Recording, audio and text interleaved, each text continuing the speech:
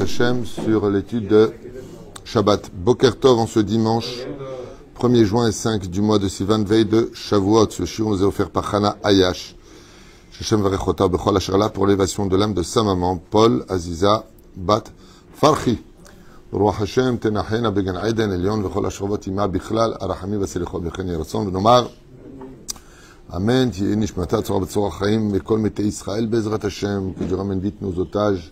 בתנאים טובים, די לשנאה הזאת, להסתה הזאת, וכן על זה הדרך, רפואה שלמה לכל חולי וחולות ישראל בכל אתר ואתר, ושנזכה בזכות התורה, כי לכך טוב נתתי לכם תורתי אל תעזובו, comme l'explique le Rachem הקדוש, ולגמרא למסכת ברכות, אין טוב אלא תורה. La seule chose qui soit appelée bien dans ce monde est bon, c'est la Torah. Le seul problème, c'est que le seul moment où on le vit de façon explicite, c'est quand ça nous explose au visage, c'est le jour de la mort. C'est à ce moment-là qu'on se rend compte qu'il n'y avait pas mieux au monde que la Torah, et que c'était la seule chose qu'on pouvait prendre avec soi, Léatid Lavo. Et à propos de cette Torah, j'aimerais démarrer donc pour l'élévation de l'âme de Paul Aziza Bat Farchi, un sujet que nous avons vu hier pendant le cours de Shabbat, en revenant sur ce chidouche extraordinaire de Rabbi Yehuda Tzadka Alav Shalom dans son livre Kol Yehuda, sur le don de la Torah, où Moshe laissera le peuple sous trois conditions. Vous connaissez les trois conditions pour recevoir la Torah que Dieu a demandé aux enfants d'Israël. Bon, on n'a pas le temps. 1. Séparez-vous de vos femmes pendant 3 jours. 2. Lavez vos robes. 3. Ne touchez pas la montagne. Ce sont les trois conditions qui ont été imposées au peuple d'Israël. Tout celui, la Karov, et tout celui qui s'approchera de la montagne, qui touchera la montagne du Sinaï, mourra à ce moment-là instantanément. Donc la Torah ici nous met en garde sur la virilité de la Torah et sa véracité. C'est-à-dire que la Torah ne plaisante pas. De toucher la montagne où va être donnée la Torah peut mettre à mort une personne pour qu'on prenne conscience que tout celui qui n'étudie pas la Torah est considéré comme mort. Pourquoi? Parce que la Torah est une vitalité, c'est ce que vous dites tous les jours dans la prière, c'est pas un secret. Kihem chayenu, ve'orech yamenu, uvahem negam balayla. Et pour vous donner encore un petit aperçu, vous avez remarqué que quand une personne décède, hormis l'héritage qui ira à droite et à gauche, la seule chose qu'on fait, Midoré Dorot, c'est quoi? Kaddish, Dvar Torah, Brachot. C'est-à-dire que quand une personne décède, il n'y a que de la Torah. C'est quand même fou. Rabbeinu, il rajoute, c'est une Torah d'union. C'est-à-dire qu'il est très rare, je ne sais pas que c'est impossible, mais il est très rare de voir pour une askara des gens qui refusent de s'asseoir les uns en face des autres. C'est très rare de voir qu'il faut une stratégie militaire pour asseoir les gens. C'est-à-dire qu'on arrive à cet état de Har Sinaï le jour où une personne part de ce monde. C'est pour ça que Resh Lakish nous apprend En asagat Torah et là les mish memit et atzmo alea. La Torah ne pourra appartenir qu'à celui qui est mort dans ce monde pour elle. C'est-à-dire quoi qui est mort dans ce monde? Pas Pérouche Davar qui meurt. Mais ça veut dire qu'il va se comporter déjà comme un niftar. Et quand il est niftar, la personne, quand elle est décédée, bien, elle est enterrée sous une montagne. Il y a de la terre et il y a de la pierre. C'est-à-dire, ça rappelle le Sinaï. Et qu'est-ce qu'on fait au-dessus de ça? On parle que de Torah. On parle de Semidot, de Recheretz Kadma la Torah, on parle de Kaddish, on parle de faire un Dvar Torah comme ici, Madame Hana Ayash a pris ce Dvar Torah pour sa maman. Et pourquoi elle n'a pas pris, je sais pas moi, parier sur PSG contre je sais pas qui? Quel rapport? Parce que ça n'aide à rien. C'est très important de savoir qu'il est kartov natati lachem, torati al ta'azovu. Mazé qu'il est kartov, je vous ai donné la Torah hors Sinaï, torati al ta'azovu, n'oubliez pas d'apprendre avec vous dans la tombe. Ça veut dire quoi? Repartez talmidei chachamim. Si vous ne le faites pas, vous serez perdant et grandement perdant. On ne peut pas tous étudier la Torah, on travaille, on n'a pas le temps, on n'est pas tarzik comme des Torah. J'ai pas les moyens. Une afrinami. Donne peu. Aval shelo yitse chazve shalom, begapo yavo, begapo yitse. Il est venu les mains vides, il repart les mains vides. Nous sommes venus pour prendre la spiritualité de ce monde, ça ne nous empêche pas de vivre correctement. On va expliquer à propos de la parnassa. Tellement important de prier pour une bonne parnassa. Verufolum dit Medze, Chazal, ils disent que pourquoi Dieu l'a fait bizatayam? Pourquoi est-ce qu'on a eu tellement d'or et de trésors quand on est sorti du pays d'Égypte et que jusqu'au rivage, jusqu'à nos pieds, est arrivé l'or des Égyptiens, des 600 chars? Parce que Torah. Pour étudier la Torah, il faut avoir les moyens de pouvoir se permettre de rester assis. Pour ça, on a 2 trésors, l'aïmouna et les finances. Donc Mikan, Chez Bémet, nous on a un minag ici, c'est de vendre aussi la parnassa pour Shavuot, qui, im en kemach en Torah, im en Torah en kemach. C'est-à-dire qu'il n'y a aucune contradiction entre la matérialité et la spiritualité. C'est pour ça qu'il y a marqué, Moshe Kibel Torah Misinaï. Mais Hachem, si tu avais dit qu'il a reçu la Torah de Dieu, on serait tous des moines dans des monastères. Pourquoi? Parce que ça voudrait dire que de la spiritualité à la spiritualité. Non, Moshe Kibel Torah Misinaï. Dieu a utilisé la matérialité pour dire qu'il n'y a pas de mahlouquette entre la spiritualité et la matérialité.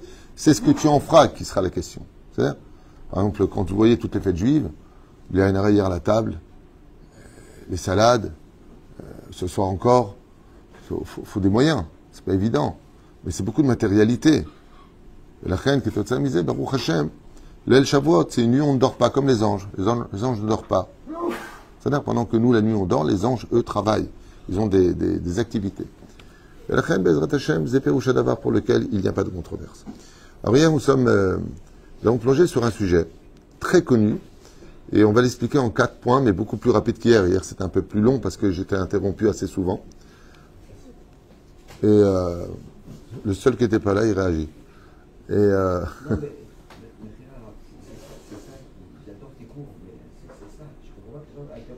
c'est très problématique, je te dis la vérité, d'être interrompu. D'abord, il y a du monde, grâce à Dieu. Je voudrais te finir. Tu es bien. J'en ai parlé avec mon épouse hier soir. Moi, ça me dérange énormément. Mais de l'autre côté, comme je dis à ma femme, il y a une telle ambiance que je dois me travailler sur ma patience parce que c'est pas qu'elles sont en train de parler de chol. Elles sont en train de parler du sujet qu'on développe en disant, oui, c'est vrai, d'ailleurs, moi, j'ai eu ça avec l'autre. Ce qui fait que l'ambiance qui s'y prête, quelque part, fait partie du cours. Donc, je pense pas que c'est vraiment à eux de se travailler. C'est plutôt à moi de me travailler et d'avoir la patience qu'il faut. Même si c'est extrêmement difficile pour moi parce que j'ai pas de livre devant moi. Je dois garder le fil conducteur. Je suis interrompu constamment avec des questions. Mais c'est aussi l'ambiance qui le veut. Si on faisait des cours pour femmes, des cours pour hommes séparés, des cours pour enfants, on n'aurait pas tout ça. Le problème qu'il y a, c'est qu'on est à la Badou. On est avec des gens qui ont plus d'études, moins d'études, des femmes, des garçons, des hommes, des femmes, des personnes plus âgées. C'est très compliqué de pouvoir intégrer une Torah qui parle à tout le monde, et donc en même temps, tout le monde parle. Voilà, c'est un peu le revers de la médaille. À Écart, c'était un bon Shabbat, tout le monde était très content. C'est quand tu reçois des WhatsApp le soir. Merci pour ce super Shabbat. J'ai eu une question. Quelqu'un a écrit, vous avez répondu à une question que j'avais depuis 10 ans en tête. Ça fait plaisir. Il y a un prix à payer pour chaque chose. C'est pour ça que pour être apte de communauté, il faut avoir un élément essentiel. Aimer profondément les Juifs. Sinon, c'est insupportable. C'est vrai, il faut vraiment beaucoup d'amour. Et beaucoup d'humour aussi. Top. L'Arzor l'Inyané nous Bezrat Hashem, le peuple arrive enfin. Après les péripéties d'être sorti du pays d'Égypte, les 10 plaies, la mer qui s'ouvre, la manne qui tombe du ciel, le puits de Myriam et tellement de miracles, avec les nuées de gloire qui nous accompagnent, voici que nous arrivons le 49e jour, au pied de la montagne du Sinaï. 3 millions d'individus attendent, patiemment. Moshe promet de redescendre, il monte 40 jours et 40 nuits, justement, allusion du mot Chalav, qui fait Gematria 40, et il monte chercher la Torah. Le monde a été créé pour la fête de Shavuot, pas pour Pessah et pas pour Sukkot. La fête de Pessah commémore la Emouna. Vayaminu Bashem uve Moshe Avdo. La fête de Sukkot commémore Tziladim Emenuta, oui, l'ombre de la Emouna. Pourquoi tu dis Tzila? Parce que ce n'est pas le but principal. La fête de Sukkot, ce n'est que l'ombre de l'Aïmouna. Donc, quel est le corps de l'Aïmouna? Pessah.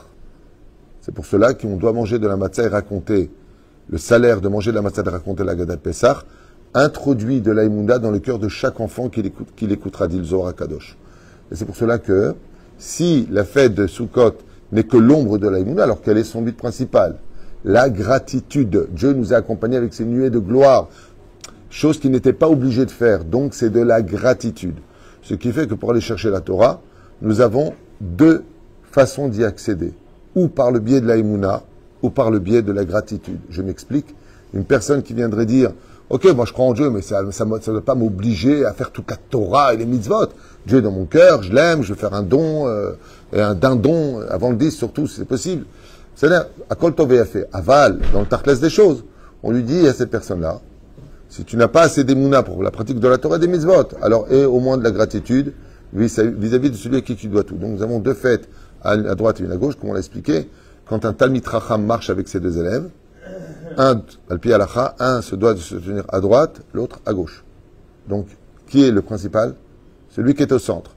Vous avez à gauche de Shavuot, Pessah, et vous avez à sa droite Sukkot. Mashma Mikan, que le principal, c'est la fête de Shavuot, exactement, puisqu'il est au centre des fêtes. Car le but de la Emouna et de la gratitude, c'est d'aller étudier la Torah pour lequel nous aurons des comptes à rendre. Première question qu'on posera dans la tombe, Kavat Haïtim la Torah. Ce qui est très curieux, et c'est le sujet que j'ai abordé hier avec vous avant de passer à un autre sujet pendant notre cours de 2 heures, grâce à Dieu, c'est pourquoi ce combat des anges s'opposant au don de la Torah. Ce qui est absolument abject, impensable. D'abord, les anges n'ont pas vraiment dans l'absolu de libre arbitre, comme ils l'ont expliqué, mais c'est Dieu qui lui dit, viens, je vais te donner la Torah. Les anges, ils disent, hey, Coco, t'as le look. Coco. On ne veut pas te donner la Torah. Et là commence un conflit. Un conflit qu'on va essayer d'expliquer sur 4 paliers différents. C'est que les anges vont se battre pour que la Torah reste dans le ciel et ne descende pas. Chose qu'on n'a pas dit hier, mais qu'on a expliqué l'an dernier. Pourquoi les anges ont-ils besoin de se battre pour la Torah? Secret. Car les anges savent que celui qui possède la Torah possède le monde. C'est-à-dire que celui qui a de la Torah est au-dessus de la nature. Il peut changer la nature des choses. Tant que la Torah était en haut, c'est la raison pour laquelle la Gemara pose la question, comment se fait-il que Moshe Rabbeinu sort le peuple, il n'a pas réussi à ouvrir la mer, tandis que Rabbi Pinchas Ben Yair, lui, il a réussi à ouvrir 3 fois le fleuve. La réponse de la Gemara, Lokashia, Zelifne Matan Torah, Beza Hare Matan Torah. Ça, c'est avant le don de la Torah. Donc avant le don de la Torah était, c'est les anges. Donc les anges ont dit à Moshe, nous on a été créés avant toi, donc on n'a pas à t'écouter. Mais maintenant que nous avons le don de la Torah est entre nos mains, les anges sont aussi, eux, entre nos mains. D'où l'expression, Tzadik Gozer, Hachem et Kazem, Isaiah, Hachem et Kayem sont les anges. Les anges étaient les maîtres du monde parce qu'ils avaient la Torah dans le ciel, donc les hommes n'avaient pas d'attrait sur eux, c'est pour cela que Dieu répond à la paracha de Vaera, deuxième paracha du livre de Shemot à Moshe Rabbeinu, où Shmi Hashem lonodat ilahem. Ils n'ont pas pu faire de grands miracles. Pourquoi? Parce qu'ils n'avaient pas encore reçu la Torah. Donc les anges, de façon un petit peu légitime, disent, attends, vous êtes fous, quoi? C'est celui qui possède les rênes qui va guider le monde. Et la Torah sont les rênes. C'est pour ça que le monde entier est essentiellement, je vous le dis dès maintenant, antisémite. Tout le inyan du juif et que personne ne s'occupe des Ouïghours qui sont musulmans, que personne ne s'occupe du massacre qui a eu lieu alors qu'il a été reçu en grande pompe à la Maison Blanche après avoir assassiné en une seule journée 1000 Syriens musulmans, cela n'a intéressé personne. Regardez les journaux, Internet, c'est pas moi qui l'invente. Mais quel est donc le problème? Il n'y a pas de juif, c'est pas intéressant. S'il n'y a pas de juif, c'est pas intéressant. S'il n'y a pas de Torah, ce n'est pas intéressant. Mais c'est quand même curieux que ce sont ces mêmes gens qui se disent être représentants de la Torah en petits groupes, très très restreints avec les mêmes tronches à chaque fois, qui vont lutter contre la Torah. Ce qui fait que la Torah est appelée Samahaim, Samamavet, comme vous l'avez bien compris. La Torah est un élixir de vie, mais elle peut apporter aussi la mort. Alors revenons un petit peu à la légitimité de ce combat en expliquant et en gardant en tête ces merveilleuses explications de Rabbi Yehuda Tzadka alav Shalom. Première explication, donc on a compris une légitimité de par elle-même. Première explication, c'est que si les anges avaient laissé partir la Torah aussi facilement, eh bien c'est qu'on n'aurait pas pris conscience de l'importance de la Torah. Les Ma'adavardomé, Machal, chez le Rabotenu alem Shalom, qui disent qu'un jour, un très grand Talmid Chacham dirigeait une petite communauté dans une bourgade, et que dans la grande ville où vivaient 600 000 juifs, ils n'avaient pas de rave. Qu'est-ce qu'ils ont fait? Ils ont envoyé une lettre expliquant au maire de la bourgade qu'ils n'avaient pas de rave. Est-ce qu'ils pouvaient libérer ce grand Talmid Chacham pour une quantité beaucoup plus importante et un potentiel beaucoup plus explosif que le petit kfar où ils étaient? Ils ont tout de suite compris et fiers d'avoir été sélectionnés pour donner leur rave, ils acceptèrent volontiers. Et au lieu de recevoir un buffet, une belle situation en disant voilà, notre rave part, ils ont été accueillis par les paysans de cette bourgade avec des fourches prêts à se battre, des massues, des serpes, des sortes de choses. Ils n'ont pas compris, on est venu en paix, on n'est pas venu se battre. On vous a envoyé une lettre, ouais, qu'est-ce que vous voulez, vous n'allez pas prendre notre rave, et en fin de compte, ils l'ont laissé partir. Alors, le maire de la grande ville a posé la question au maire de la petite bourgade. Il lui a dit, pourquoi un tel balagan? On a failli en arriver aux mains. Il a dit, parce qu'il fallait que vous compreniez que vous ne prenez pas n'importe qui et qu'il mérite qu'on se batte pour qu'il reste. C'était juste pour que vous preniez conscience. C'est donc les anges qui représentent la bourgade face à 600 000 âmes qui attendaient en bas. Ils disent, si on avait donné la Torah sans combat, vous aurez cru qu'elle était facile. Bon, qui veut, prend. C'est pas important pour moi. Explication de Pshat. Deuxième explication pour cette situation. C'est que la Torah est d'une vérité telle qu'on appelle Torah Emet Natan Lanu. Quand on monte à la Torah, le Natan Lanu, Torah Emet, qui nous a donné une Torah de vérité. La Torah est la seule vérité. Que ce soit très clair dans ce domaine. Après, chacun dans sa religion croira en ce qu'il veut. S'il dit une religion, il n'y croit pas, on se demande ce qu'il ferait là-bas. Mais en tout cas, nous les Juifs, nous croyons en la Torah et en Moshe et rien d'autre. Rien d'autre sans exception. Il n'y a pas de partage en disant ceci ou cela. Non. Après, chacun croit en ce qu'il veut. Chacun son respect. Aval, Miprinat Torah Emet, ce qui est Emet est Emet. Vous savez que vous avez 3 diamants devant vous. Seul un expert, en regardant les diamants, peut te dire qui est le vrai diamant face à 2 faux diamants. Il n'y a qu'un expert qui peut le voir avec son œil. Nous qui avons des yeux depuis cette Torah qui nous a été donnée il y a 3000 ans, 3500 ans exactement, il est évident que nous avons des yeux d'experts et que nos yeux d'experts, avec tous les livres que nous recevons de génération en génération, nous font comprendre que quand on regarde les diamants, on voit qui est le vrai de celui qui ne l'est pas. Mais la reine, sans avec ces personnes, bien sûr, c'est pas mon but. Enfin bon, eux disent la même chose de leur religion, donc permettez-moi de défendre mes causes. Mais la reine, Bezrat Hashem Itbarach, tout en prenant conscience de cela, eh bien, les anges veulent montrer à Moshe Rabbeinu que la Torah est véridique, qu'elle ne tolère pas la faute. Quand on faute dans la Torah, qu'est-ce qu'il y a marqué? Chayav Mita, tu meurs. C'est-à-dire que la Torah ne passe pas par le biais de la sagesse pour te répondre. Tu fais pas Shabbat, tu meurs. Tu fais pas ça, 39 coups. Tu fais pas ça, t'es carrette. Ça tombe. Pam, pam, pam. Et combien de fois elle parle du Olam Haba, la Torah? Aucune fois. C'est-à-dire aucune fois. Dans la Torah orale qu'on retrouve le Olam Haba, on a des allusions faites. Ah, Zéachem Moshe dit la Gemara dans Sanhedrin, qu'il est actif de l'avant, on se réveillera de la mort. Mais c'est pas marqué Triat Ametim non plus dans la Torah. Ce qui fait que la Torah vient donner des informations, mais elle vient rien de promettre quelque part. C'est la parole de nos sages. Sur ce, Moshe Rabbeinu lui-même étant venu d'un interdit de conception, car il est le fils d'un interdit de la Torah, d'où la phrase du Midrash, Ma ben Ayilud benenu. Qu'est-ce que fait ce fils de la naissance parmi nous? Qu'est-ce que vous voulez dire par là? Un homme, il vient toujours d'une naissance. Chez nous, il n'y a pas de Saint-Esprit qui a mis enceinte une femme. Hein. Non. Chez nous, il n'y a pas ça. Parce que si c'était ça, ça voudrait dire qu'il ne peut pas être le Messie. Parce que chez nous, il vient d'un homme qui vient de la tribu de Yehuda. Donc automatiquement, il se disqualifie s'il dit qu'il vient du Saint-Esprit. Enfin bon, c'est encore un autre sujet. Mais la reine, Bezrat Hashem Itbarach, les anges voient Moshe Rabbeinu. Et voilà ce qu'explique le Sefer Imrechen à ce propos. Quand Yocheved a divorcé, puisque Amram avait ordonné le divorce de tous les couples pour ne pas qu'il y ait d'enfants jetés dans le Nil, dans la gueule des crocodiles, qu'est-ce qu'a fait Yocheved? Elle savait que sa fille était prophétesse, Myriam. Et elle a divorcé, mais elle s'est remariée avec un autre homme de la tribu de Lévi. Divorcée, elle a le droit. Et elle est tombée enceinte de 2 jumeaux, Eldad ou Medad, demi-frère de Moshe.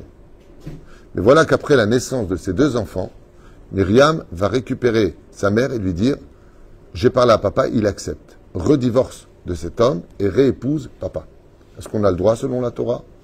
Absolument pas.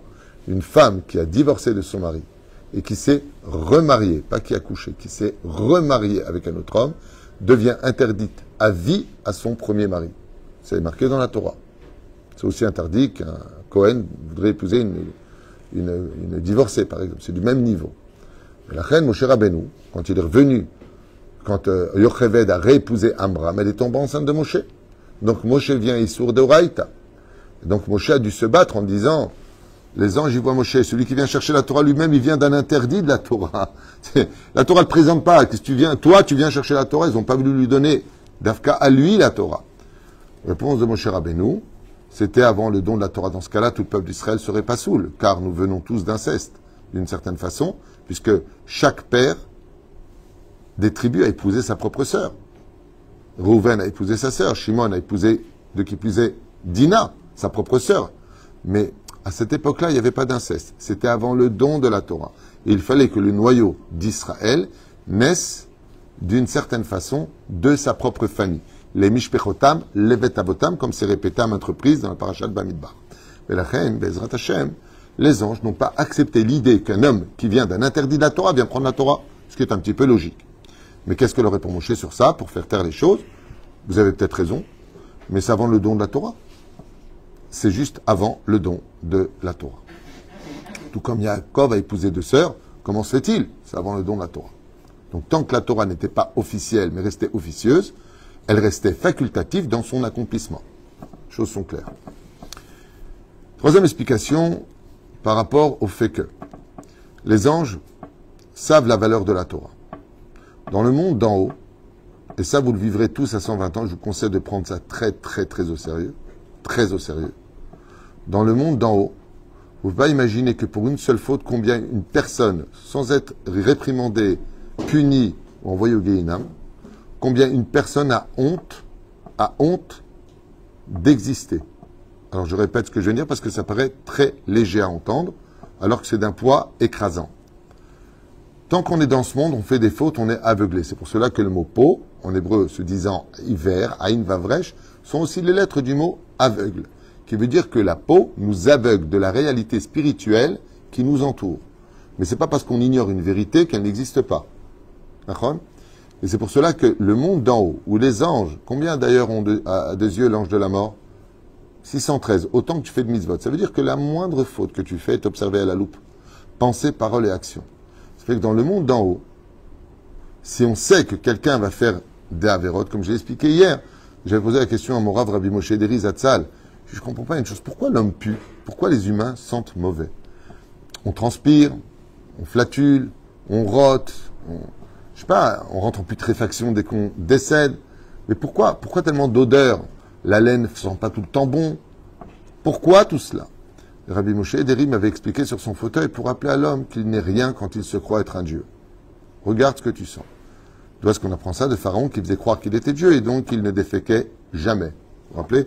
Parce qu'un jour il a été attrapé par Moshe Rabbeinu en train de déféquer au bord du Nil et donc il faisait croire que lui sentait toujours très bon. C'est pour ça que d'ailleurs dans Reach Nichoach Shel Hashem, dans la Torah, il faut savoir que Hachem ne peut pas résider dans une maison qui sent mauvais. C'est-à-dire, il est interdit de continuer à étudier la Torah là où ça sent mauvais. Tu es en train d'étudier quelqu'un qui a mangé des faillots, c'est-à-dire, il flatule, tu dois arrêter l'étude le temps que ça passe. C'est-à-dire, Dougma, c'est halakha le maaseh. Qu'est-ce qu'il y a? Dès qu'on parle de péter, les gens rigolent, c'est fou ça.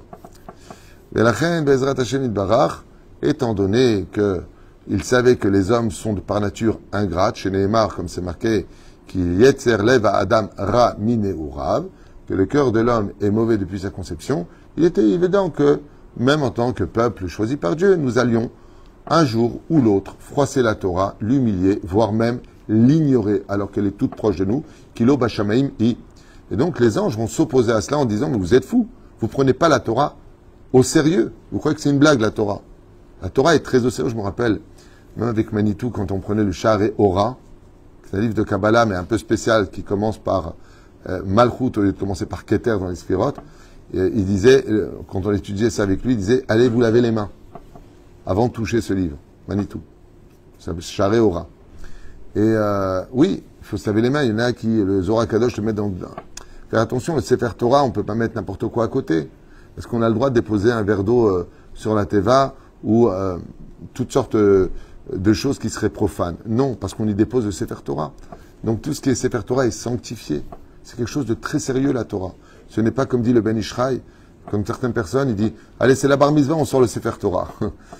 Comment t'as invité Tfilin? Oh, la dernière fois, c'était à ma bar mitzvah. Non, mamash, non. Donc les anges connaissent un petit peu le côté de, oh, ça va, tu me saoules, vous les religieux. Donc si c'est pour donner une Torah à des gens qui vont bafouer la valeur de la Torah, on ne veut pas donner. Kadosh Baruch Hu répond à ce moment-là, Ashiv lahem teshuva. Arzik Bekissi vient jusqu'à mon trône, attrape mon trône et donne-leur une réponse. En réalité, Dieu lui donne la réponse. Vous savez que dans une bonne question, il y a toujours la réponse à l'intérieur. Ashiv lahem teshuva veut dire, vous avez raison, on pourra tomber, voire même s'assimiler, voire même ne plus faire Shabbat, ou ne plus manger kasher, ou voire même ne pas être shomer negia, Mais n'oubliez pas que la Torah est venue avec un joker, ça s'appelle la Teshuvah. Ashiv la M Teshuvah, donne-leur une réponse aux anges. Et quand Moshe leur a dit la Teshuvah, les anges ont fait un pas en arrière. Mais ils sont revenus à la charge. C'est le quatrième niveau, le plus intéressant pour moi de tous. C'est quand les anges vont s'en prendre à Moshe Rabbeinu et voire même essayer de le mettre à mort. Et là-bas, c'est marqué quelque chose de très très bizarre. Alors, je vous explique le Midrash, j'y réponds. Et on clôture ce shiur magnifique avec l'aide d'Hachem que je vous conseille de réécouter et de partager, voire même d'en parler à table. C'est 4 explications que vous allez recevoir maintenant pour finir.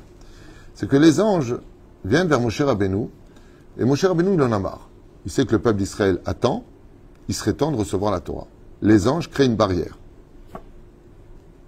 Et ils disent à Moshe, on ne veut pas te recevoir et on ne veut pas te donner la Torah. Moshe intervient et dit, très bien, puisque maintenant j'ai touché le trône divin et que vous avez eu le joker de la tchouva, enfin, je vous ai donné cette réponse, parlons sérieusement. Il y a marqué dans les 10 commandements, je suis l'Éternel, ton Dieu, qui t'ai fait sortir du pays d'Égypte. Êtes-vous sorti du pays d'Égypte? Avez-vous été en esclavage? Non. Très bien, il y a marqué dans les 10 commandements, tu honoreras ton père et ta mère. Avez-vous un père et une mère? Non. Ce que veut dire Moshe, c'est extrêmement puissant. Basé sur la 17e Mishnah du premier chapitre de Masechet Avot, Lo Amidrash Haïkar et la Maaseh. Nous sommes venus dans ce monde, le corps existe pour vivre la Torah et non pas la savoir. Et donc les anges disent, non, effectivement, on n'a pas de bras pour mettre les tefilines et on ne mange pas kasher non plus, on ne mange même pas du tout, donc on a compris ton histoire.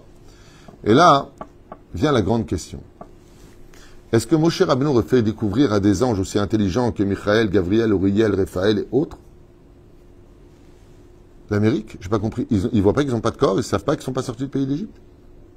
Pourquoi ils gardent la Torah? Et est-ce que cet argument-là est suffisant? La réponse est magnifique, Rabotai. Et voilà ce qui est marqué. Omer Rabbi Yehuda Tzadka alav shalom. Qu'en guise de réponse, les anges ont voulu tuer Moshe. Comment? Avec leur haleine de feu. Quand les anges ont été créés, ils ont été créés de feu. Et quand ils parlent, une chaleur intense, pas nauséabonde, il n'y a pas d'odeur. Mais quand un ange te parle, il est obligé de prendre une distance de peur de te brûler. Quand ils ont parlé à Moshe, ils se sont rapprochés de lui, et Moshe, par contre, a eu très peur. Pourquoi il a eu peur? Kim ad veikiluni behevel pihem. Voici qu'ils ont failli me tuer par le souffle de leur bouche. Exactement, pas la laine, c'est le souffle de leur bouche.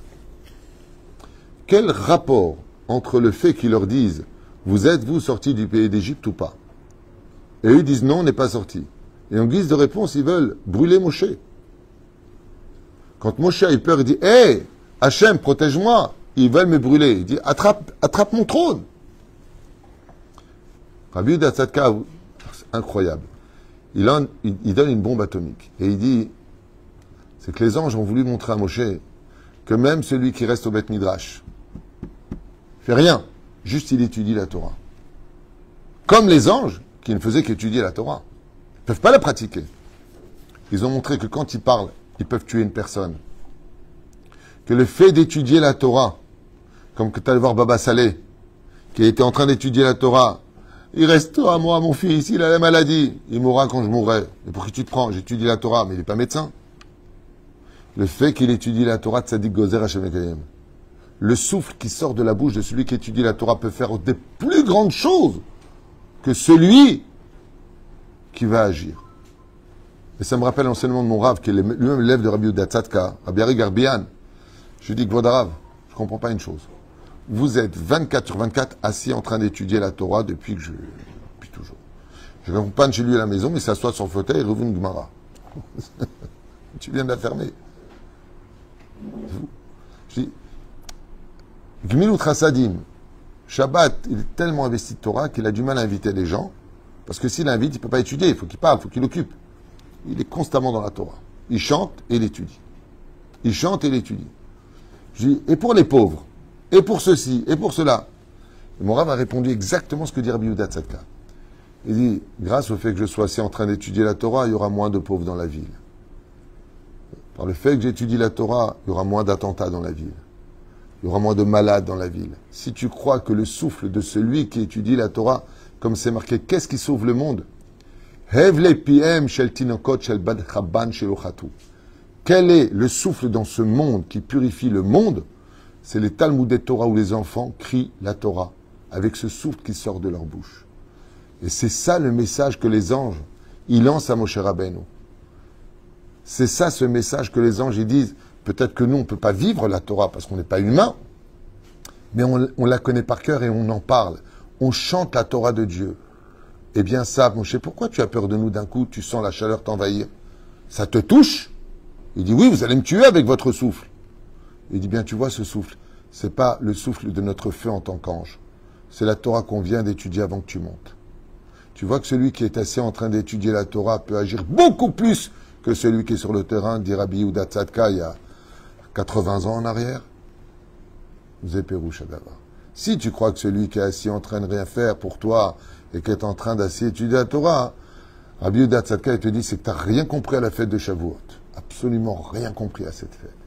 Celui qui est assis et qui est d'accord avec ces déas-là, on a vu hier, Rabbi Shimon Bar Yochai. Rabbi Shimon Bar Yochai, lui, il est sauveur que tous les juifs doivent être assis en train d'étudier la Torah.